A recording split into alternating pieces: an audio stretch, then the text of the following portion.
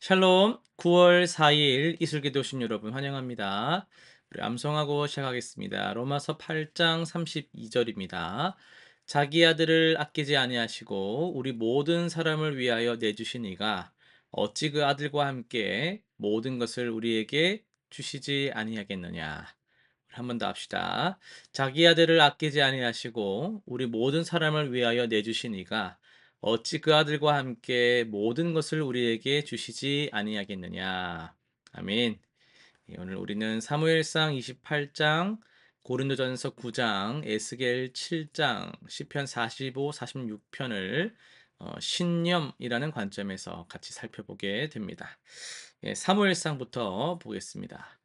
사울은 처음 왕이 되었을 때 우상을 제거하는 계획을 단행했습니다. 하지만 그의 그 신념은 깊이가 없었어요. 어려운 상황에 탁 처하니까 자신의 추방했던 신접한 자를 찾아가서 막 사무엘의 혼령을 불러내려고 했습니다. 이는 하나님보다 이제 즉각적인 해답을 더 이제 구하려는 인간의 그런 연약함 이걸 보여주죠. 이 진정한 신념이 뭡니까? 시험이 올 때 더욱 견고해져야 하는 것인데 이 사울은 위기 앞에서 자신의 믿음을 저버렸어요.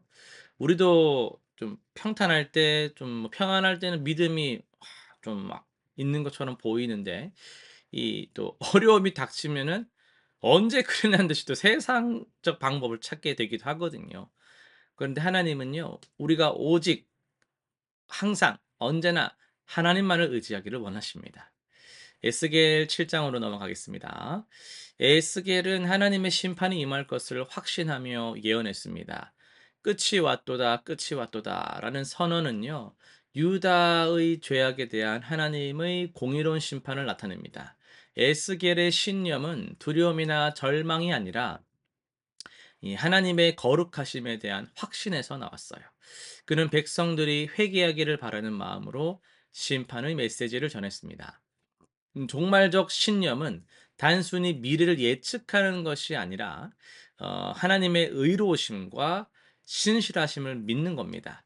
우리 시대에도 하나님의 공의는 반드시 이루어질 것입니다. 이 신념은 우리로 하여금 회개하고 거룩한 삶을 살게 만들어요. 심판의 그 메시지는 그러니까 우리에게는 절망이 아니라 희망의 소식입니다. 시편 45, 46편입니다. 고라 자손들은 하나님을 참 왕으로 고백하는 그 신념을 노래했습니다. 45편에서는 의로운 왕에 대한 찬양을, 46편에서는 하나님은 우리의 피난처시요 힘이시니라며 이 하나님의 주권을 선포했습니다. 이들의 신념은 세상의 권력이나 자신들이 처한 환경에 좌우되지 않고 영원하신 하나님께 뿌리를 탁 둔 거예요. 만군의 여호와께서 우리와 함께 하시니까 이 야곱의 하나님은 또 우리의 피난처시다라는 이런 고백을 하잖아요. 그리고 어떤 상황에서도 흔들리지 않는 믿음을 보여주는 거예요. 참된 이 신념이란 건요. 하나님의 영원한 통치를 딱 인정하고 그 안에서 내가 참 평안을 누리는 걸 의미합니다. 우리도 이 세상의 왕들이 아닌 만왕의 왕이신 하나님을 신뢰해야 하죠. 예. 계속해서 고린도전서 9장을 중심으로 해서 모든 사람에게 모든 것이 되는 신념이란 제목으로 말씀을 전하도록 하겠습니다. 요즘 어 꼰대라는 말을 한 번씩 이렇게 쓰죠. 듣기도 하고요. 이 꼰대가 뭡니까? 꼰대가 뭐냐면 뭐 자신의 방식만을 딱 고집하고 이 다른 사람의 상황을 이해하려 하지 않는 사람들을 일컬어서 꼰대다 이런 좀 좋은 말은 아닌 것 같은데 그런 표현들을 써요. 그렇다면 그 반대의 의미로 소통을 잘하는 소통의 달인들도 있거든요. 어떤 특징을 가지고 있습니까? 어떤 사람과도 막 금세 친해지고 상대방의 마음을 잘 헤아려 주고 적절한 방식, 지혜로운 말들로 자신의 생각을 잘 전달하는 사람들이 있단 말이죠. 사도 바울이 바로 이제 그런 사람이다라고 할 수 있겠습니다. 그는 내가 모든 사람에게서 자유로우나 스스로 모든 사람에게 종이 된 것은 더 많은 사람을 얻고자 함이다라고 고백을 했어요. 9장을 읽어보시면요, 뭐 아시겠지만 바울은 먼저 자신의 사도권을 변호합니다. 이 당시 고린도 교회 안에는 이 "바울이 사도냐?" 막 이렇게 의심하는 사람들이 있었어요. "제가 무슨 사도야? 예수님 12 제자들 막 이런 데 안 들어갔잖아. 예수님 어 예수님이 부활하시고 찾아간 그런 제자가 아니었잖아." 막 이런 말들이 있었단 말이에요. 바울은 그런데 자신도 다른 사도들과 동등한 권리가 있다고 분명히 말합니다. 특히 14 절에서 이 "주께서도 복음을 전하는 자들이 복음으로 먹고 살기를 명하셨느니라."라고 하면서 복음을 전하는 자가 이 살해를 받는 것이 주님의 명령임을 분명히 합니다. 그런데 바울은 자신은 "이 권리를 사용하지 않겠다."라고 말을 또 해요. 왜 그럴까요? 이 자 이해를 해야 되는데 12 절을 보면은 이 "그리스도의 복음에 아무 장애가 없게 하려 함이라."라고 말했거든요. 그러니까 지금 이 바울의 이 소통의 달인으로서 고민하는 부분이 있었다라는 거예요. 뭔가 지금 자기가 이렇게 하면 복음에 장애가 될 만한 그런 상황들이 있었다라는 거거든요. 당시 고린도는 어떤 그런 분위기가 있었냐면은 이 돈을 받고 철학이나 종교를 가르치는 사람들이 많았어요. 그러다 보니까 바울은 그런 사람들과 같은 부류로 비춰지는 거를 염려한 거예요. 그런 사람들과 구별되기를 원했고, 그게 지금 상황에서는 복음을 복음되게 전하는데 너무나도 이 지켜야 될 좀 중요한 부분이라고 생각을 한 거예요. 복음의 이 순수성, 뭐 돈 받고 뭐 돈 벌라고 하는 이런 게 아니라 정말 복음만을 전하기 위해서 바울이 생각한 전략이었다라는 거예요. 그 또 그럴 수 있는 여건이 됐었기도 하고요.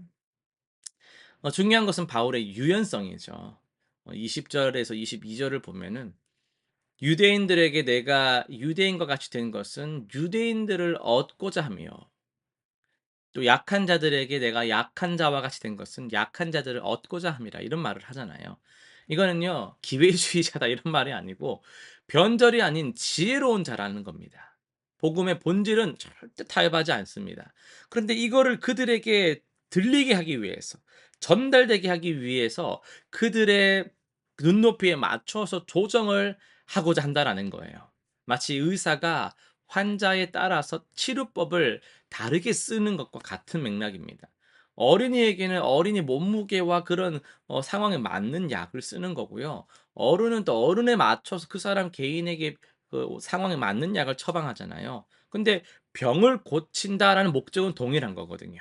복음을 전한다는 목적은 동일한 거예요. 바울도 마찬가지로 그렇게 한 겁니다. 23 절에서 바울은 자신의 진짜 동기를 밝힙니다. 복음을 위하여 모든 것을 행함은 복음에 참여하고자 함이라. 바울에게 복음 전파는 의무가 아니라 특권이었습니다. 하나님의 구원 역사에 참여할 수 있다는 것 자체가 너무도 기쁜 일이었어요. 24 절부터는 경주 비유가 나오는데요. 운동선수가 상을 받기 위해서 절제하며 훈련하듯이 우리도 썩지 않을 면류관을 위해서 절제하며 살아야 한다고 권면합니다. 바울은 자신도 내 몸을 처 복종하게 함은 다른 사람에게 전파한 후에 자신이 도리어 버림을 당할까 두려워함이라고 고백을 하잖아요. 여러분, 바울의 신념은 고정불변한 원칙 고수 이것이 아니라 유연한 사랑의 실천이었습니다. 그는 사람들을 구원하기 위해서 자신을 낮추고 상대방의 입장에서 생각하면서 가장 적절한 방법을 찾았어요. 우리도 복음을 전할 때 바울의 이 지혜가 필요합니다. 말과 행동으로 사람들의 마음을 열고 그리스도의 사랑을 전하는 삶을 우리가 살아가시길 바랍니다. 실천 사항 세 가지 한번 정리해 보겠습니다. 첫 번째는 이번 주에 나와 다른 세대, 나와 다른 배경을 가진 사람과 한번 대화를 시도해 보세요. 그들의 관심사, 언어를 이해하려고 노력하고 그들의 눈높이에 맞춰서 복음을 자연스럽게 나누는 기회로 삼으시길 바랍니다. 둘째는요. 한 달에 한 번 정도는 내가 고집하고 있는 방식이 뭔가를 한번 점검해 보면 좋겠습니다.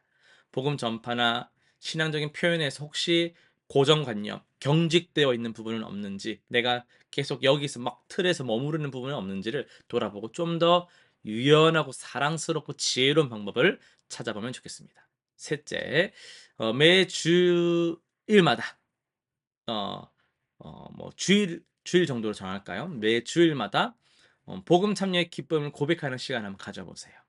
하나님의 구원 역사에 쓰임 받을 수 있음에 감사하고 이번 주에 어떻게 복음을 나눌지 막 기도하며 성도 교제에서 공유하면서 계획을 또 정해 보시길 바랍니다. 기도하고 마치겠습니다. 하나님 아버지 바울처럼 우리도 모든 영혼들을 사랑할 수 있는 그런 마음을 부어 주시옵소서. 내 방식만 고집한 채로 이곳으로 들어오라고 요구하는 것이 아니라 그들의 상황에 공감하며 다가가서 정말 복음의 그 본질을 잘 전수할 수 있는, 잘 전파할 수 있는 그런 믿음과 지혜가 있는 자들 되게 하여 주옵소서. 그리하여서 복음 참여의 기쁨을 우리가 누리게 하시고 이 구원 역사에 쓰임 받는 삶을 살게 하여 주옵소서. 예수님의 이름으로 기도드립니다. 아멘.